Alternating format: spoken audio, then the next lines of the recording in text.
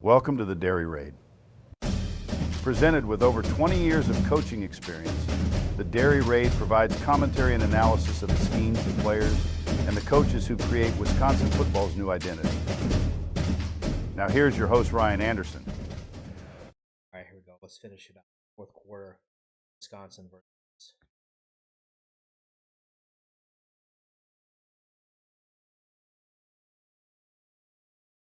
out here. Back look, Shefton. Here we're gonna start seeing younger guys getting here. Dupree's back in, but we have a little bit of a miscommunication.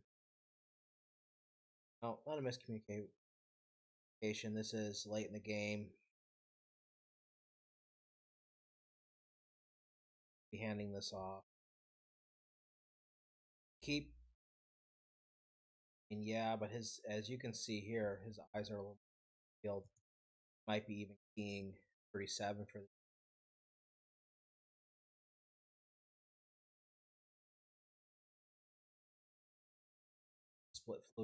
split flow doesn't influence anybody.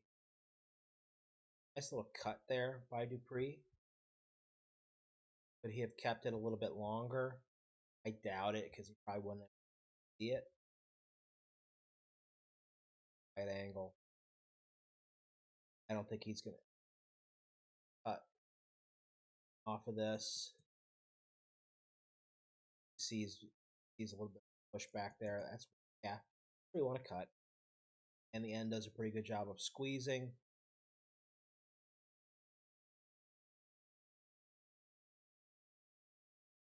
Still gain a yard. Second and 9.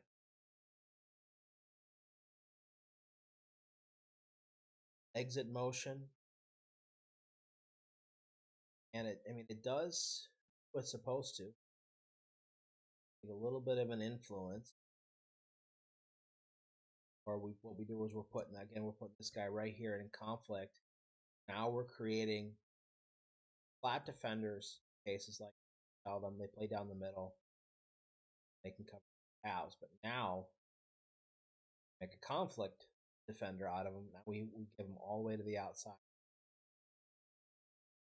So make him pick flat-footed here, going out to my spot receiver A. We're not getting much. I mean, this is RPO. A little more patient there. Patience help us. So we're 4th and 3. We're gonna punt. Next series, 1st and 10. We're on the 5-yard line to get started.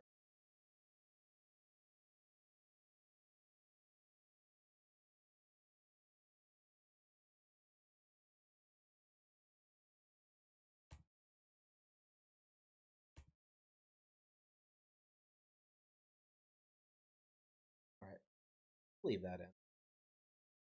So next series, the good side of the field, get the ball out in space right away. A little quick toss out of a 3-by-1 look. This can be kind of an influence play because we're blocking zone one way and we're pitching it out the other. To block better. Breaking down a little bit too early. Stopping our feet. But 3 has that first. Again.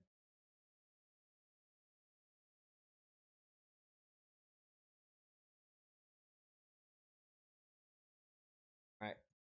So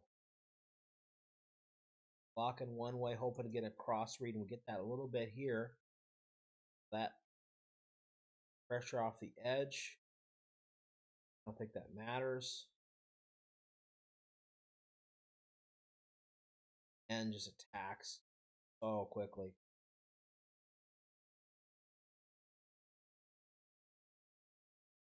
Smart idea by kill this. He's basically a pass rusher in a wide angle.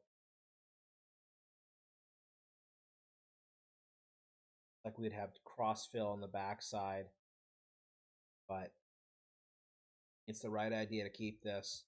But what he does is this, because he's playing so wide. Normally they haven't been playing this wide all day. But to me as a quarterback, this is going to indicate to me no matter what he's going to. So he comes off, comes pretty, he comes wide, but he comes pretty flat, but he's attacking right at the mesh. And that makes it difficult for a QB. Really key attacking meters or attacking ball. He's attacking both. So not the smartest decision to keep this. Especially when he's playing that wide. We know that side, but come back.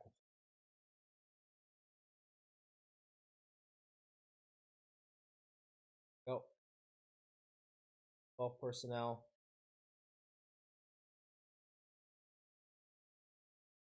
Hit hard on this.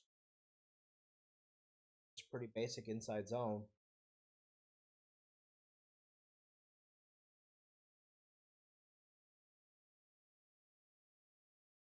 That's about the first time I've ever seen him really hesitate. And it's because he sees that Ashcraft is starting to lose more. But stick your nose down. You can run by one, up look, outside zone.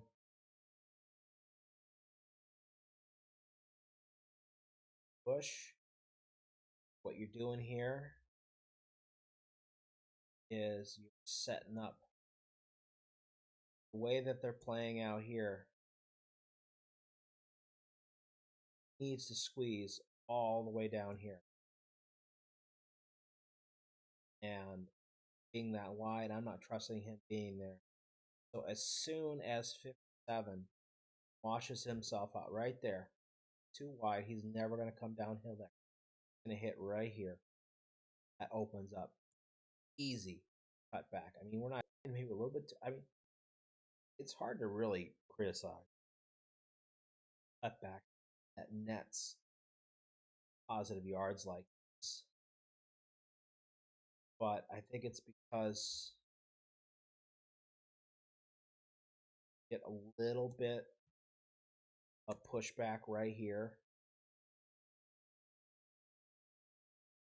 And this little bit of pushback causing Ashcraft to go a little bit wider when tuck in behind that a little bit longer. Gaps there. Half. 3rd and 3, 8-yard line. 1. Blitz off the edge. Stretch. This blitz off the edge should have been a pretty good indicator. Stretch might not have phased. That is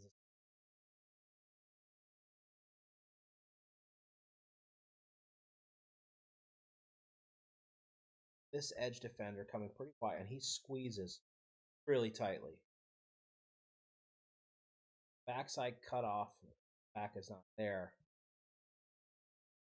What we have to do for this play to hit is we've got to seal 90. Huber. All right, so that brings us to 4th and 1. Toss out of I formation. Again, Badger fans, you're getting what you want. I formation. So let's go to the box. Let's look at how Northwestern aligned this.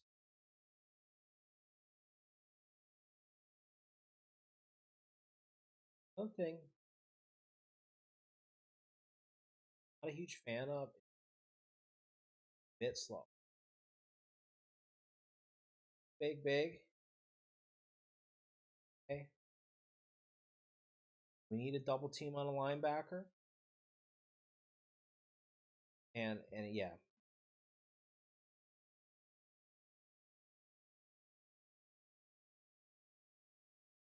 Doesn't matter what way we run this.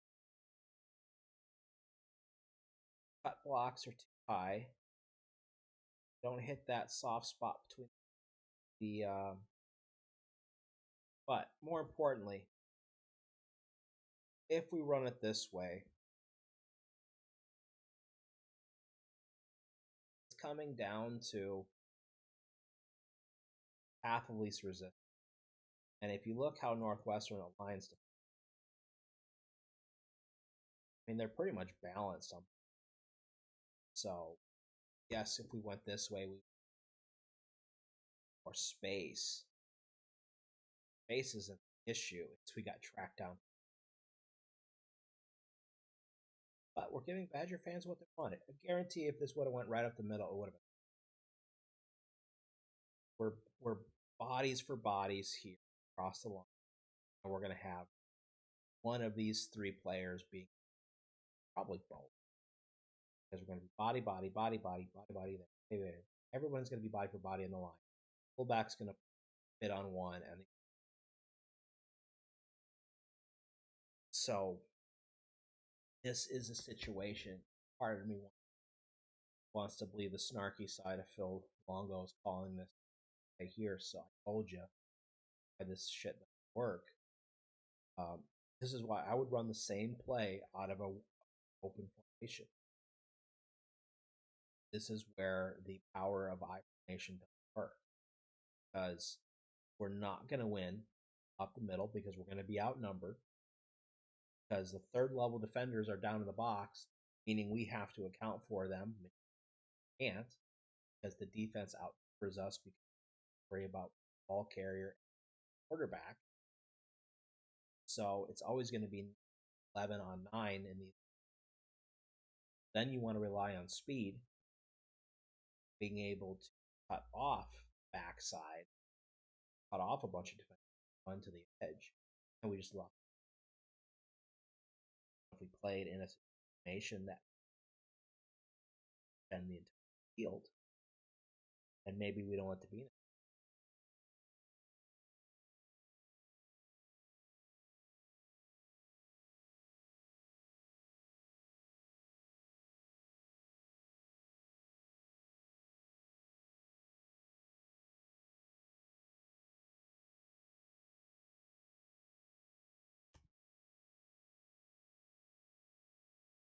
Get the ball back. We'll miss guys here pretty soon. 3. Nice burst there out of the cut. Inside foot, and then it's vertical.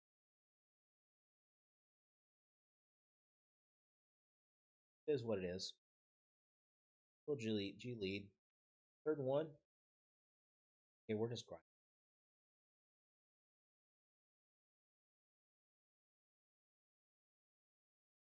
Northwestern is shot out of a cannon right.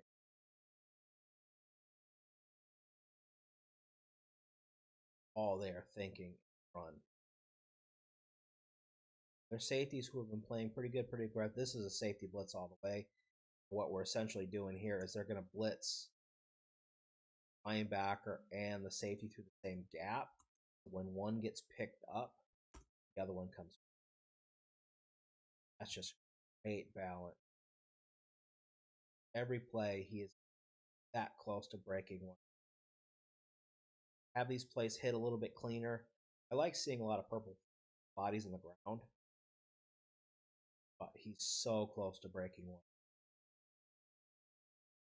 He's going to break a big one. 2nd and 1. I like that they're giving him a series here. Really got to get some and first. That's where his cut is. 1st and 10. Take a knee now. Maybe Metoyer in the game now. Some more bodies in the game. Free still at running back, split flow. Jackson Aker at H-back. Good little push. Let's look inside, see if we got it. I've got Kadanko's at center. Guard. That is Beverly. Guard. Mandel at tackle.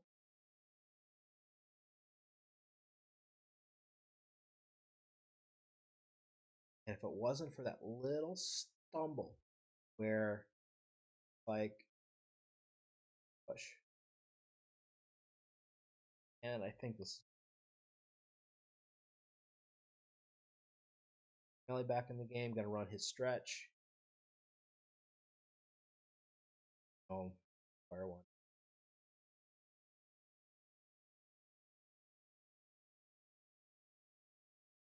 Off. Not too thrilled about how hesitant.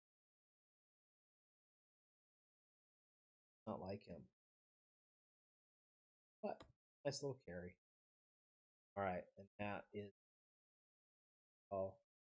wasn't perfect games, Evanston are, but it was a solid victory. The defense played out, offense played good, special teams played opportunistic, solid football.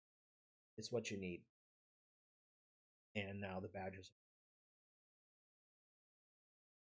the Penn State game that could really jumpstart the program and get some of those naysayers forward with progress that we've been seeing so far, and we really started to